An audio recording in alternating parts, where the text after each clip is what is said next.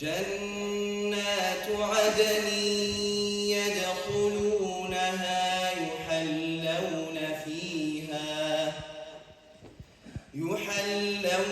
فيها من أساور من ذهب ولؤلؤا ولباسهم فيها حرير.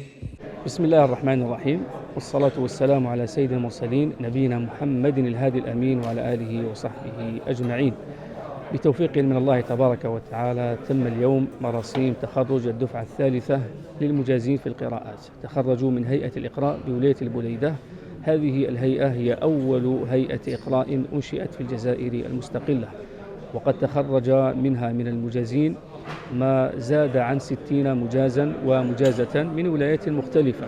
واليوم في هذا اليوم المبارك تم تكريم 25 مجازا ومجازة من مجموعهم 3 أخوات مجازات في روايات وقراءات مختلفة. نسأل الله تبارك وتعالى أن يبارك في جهود الجميع.